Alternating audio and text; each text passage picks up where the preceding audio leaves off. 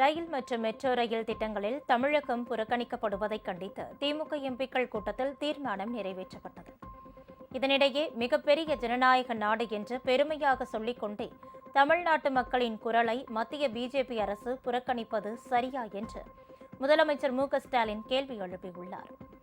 திங்கட்கிழமை தொடங்கவிருக்கும் நாடாளுமன்ற குளிர்கால கூட்டத்தொடரில் எழுப்ப வேண்டிய பிரச்சினைகள் குறித்து விவாதிப்பதற்காக திமுக எம்பிக்கள் கூட்டம் சென்னையில் முதலமைச்சரும் கட்சியின் தலைவருமான மு.க.ஸ்டாலின் தலைமையில் நடைபெற்றது. இந்த கூட்டத்தில் 12 தீர்மானங்கள் நிறைவேற்றப்பட்டன. அதன்படி மாநில உரிமைகளை மதிக்காமலும் போதிய நிதியை வழங்காமலும் தமிழ்நாட்டை வஞ்சிப்பதோடு மத்திய மாநில உறவில் கருப்பு அத்தியாயத்தை மத்திய பாஜக அரசு உருவாக்கியுள்ளதாக கண்டனம் தெரிவிக்கப்பட்டது.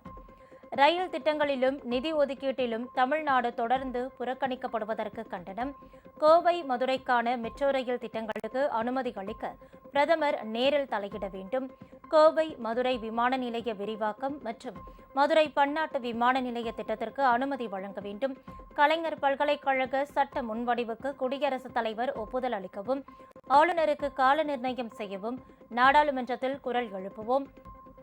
செறிவூட்டப்பட்ட அரிசி வழங்கும் திட்டத்தில் விவசாயிகளை பாதுகாத்திட வேண்டும். நெல் கொள்முதலுக்கான ஈரப்பதத்தை 22% அதிகரிக்க வேண்டும். பள்ளிக்கல்விக்கான சமக்ர சிக்ஷா நிதியை உடனே விடுவிக்க வேண்டும்.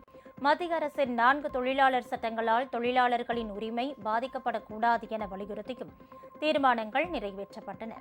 தமிழக இந்திய மீனவர்களின் நலனை பாதுகாத்தல், ஆசிரியர்களின் பணி மற்றும் பதவி உயர்வினை பாதுகாத்திட சட்டத்திருத்தம் கொண்டுவருதல், 100 நாள் வேலை திட்ட நிதியை வழங்கிட வலியுறுத்தியும் திமுக எம்பிக்கள் கூட்டத்தில் தீர்மானம் நிறைவேற்றப்பட்டது.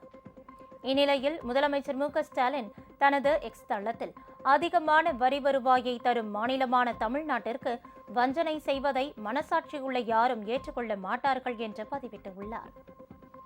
மிகப்பெரிய ஜனநாயக நாடு என்று பெருமையாக சொல்லிக்கொண்டே தமிழ்நாட்டு மக்களின் குரலை புறக்கணிப்பது சரியா? தமிழ்நாட்டின் கோரிக்கைகளை, தேவைகளை கடிதங்களாக, நேரில் மனுக்களாக, சட்டமன்ற தீர்மானங்களாக எடுத்து சொல்லியும் காதில் வாங்காமல் இருப்பது நியாயமல்ல. இந்த வஞ்சனைகளை கடந்துதான் நாட்டிலேயே அதிகமான 11.19% பொருளாதார வளர்ச்சியை அடைந்திருக்கிறோம். குட்ட குனிய மாட்டோம், நிமிர்ந்து நடை போடுவோம். வருகின்ற நாடாளுமன்ற கூட்டத்தொடரில் தமிழ்நாட்டு மக்களின் பிரதிநிதிகளிடம் மத்திய பிஜேபி அரசு பதில் சொல்லியே ஆக வேண்டும் என்று முதலமைச்சர் ஸ்டாலின் குறிப்பிட்டுள்ளார்.